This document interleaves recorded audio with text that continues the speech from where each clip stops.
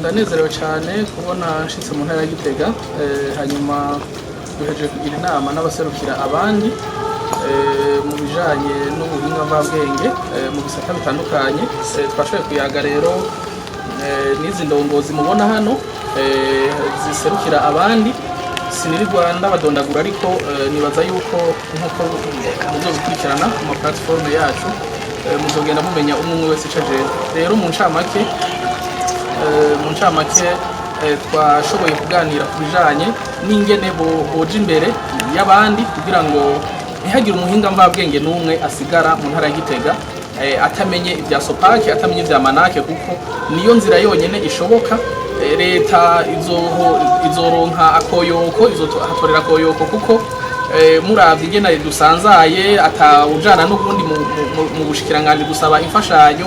Abasineyaste bakagenda ukwabo, abo muri danse traditionnelle ukwabo, abamizisiye ukwabo.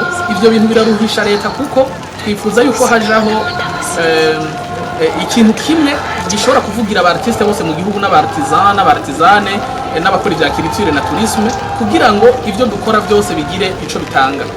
Ikindi twaganiriye n'aba barongozi ni kijanye no gukingira ivy'abo banyamyuga barongoye bakora, kugira ngo baje kuvyandikisha nk'uko umwubahwa Berekimasi umuyobozi wa Ekoso yabivuze. Mu bijanye n'ivyo turaca dutegura n'ubushinguro ico twita mize. Mize rero izo birimo amateka yacu, kuko turafise abarundi dufise uko twagiye tubaho.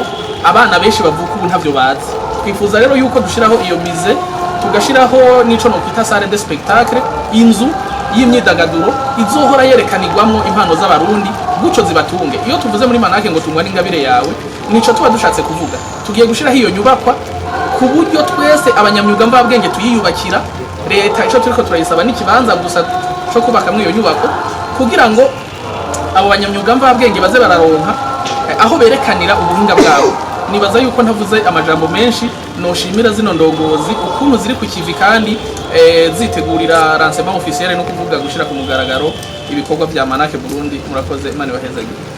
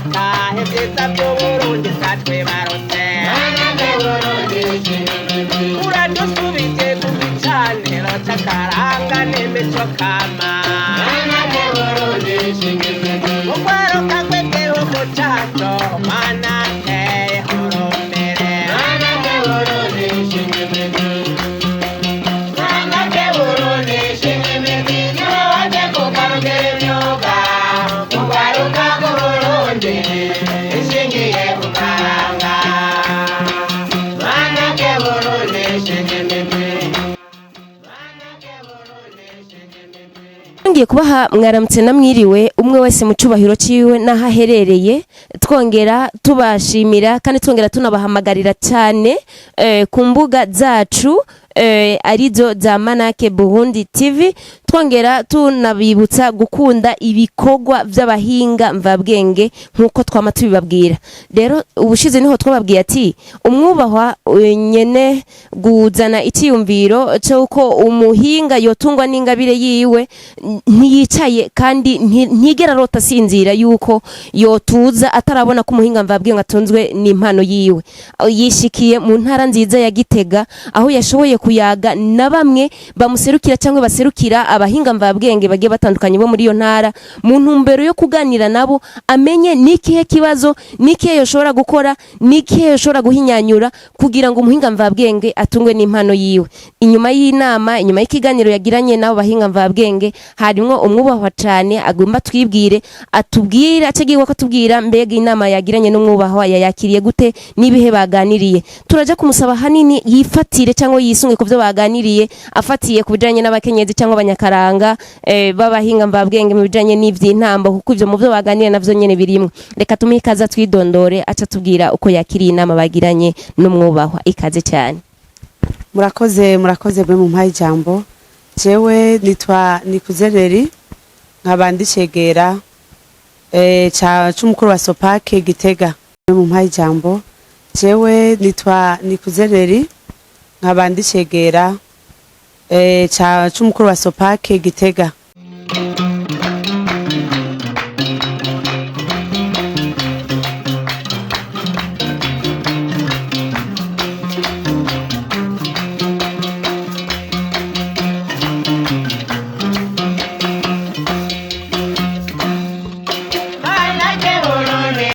Ubuhinga bwo gukora imyuga mvabwenge baze tuje hamwe dukora ikintu uzi muri twebwe ariko tutazi gusokorora.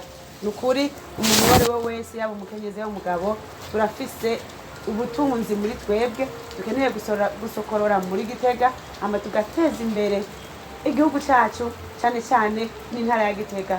Kandi turahamagariye abajejwe intwaro muri Gitega guhera kuri Buramatari na Musanteri ko batushigikira twebwe abanyamyuga mvabwenge bakadushigikira, hanyuma n'umuyobozi wacu akaba ari inyuma yacu. Byinshi tuzobiganira umwanya niwaboneka. Murakoze cyane.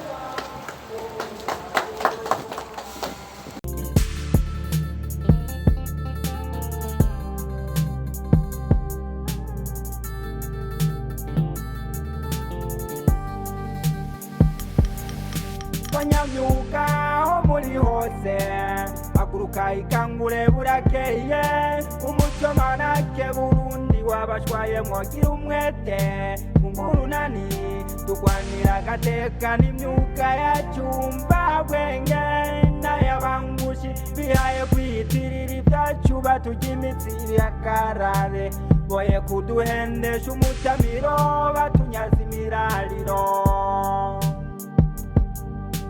Nitwa Yohani Bentimasi Ntezakorigwa nkaba najewe n'umuhinga mu by'imyuga. Rero twagomba kubanza gukengurukira cyane Directeur General wacu Engineer Bibe yaje kutugirisha inama, yaje guhuza abanyamyuga bose n'abamvabwenge hano mu ntara nziza ya Gitega. Twashimye kuko hari abahinga benshi bafise ibyo bakora ariko kumbure batazi ibijanye n'amategeko abagenga, icyo twita droit d'auteur.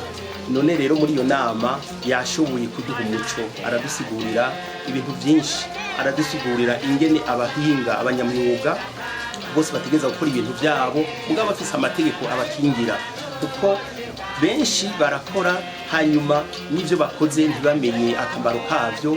Nimba bagomba ko bibatunga byoba na byiza, mbere bashaka no kubirata bakabishira ari mu mahoteli canke bikakumba bikaja no hanze kumenyekana.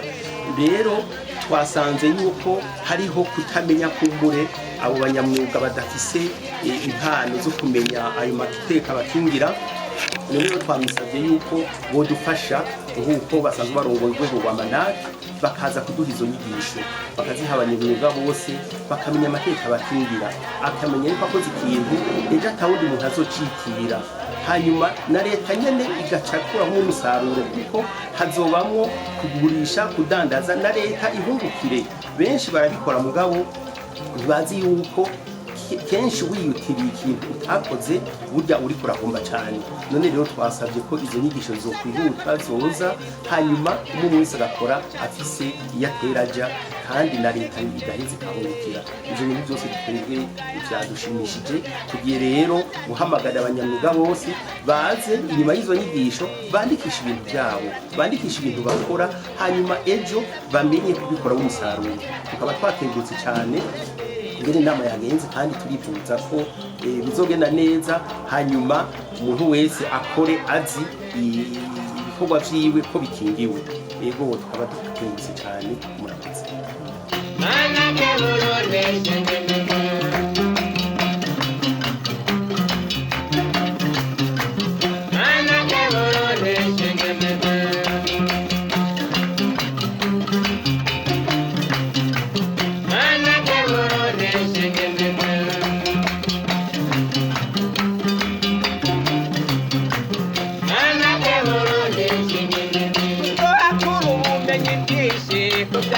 abarundi baho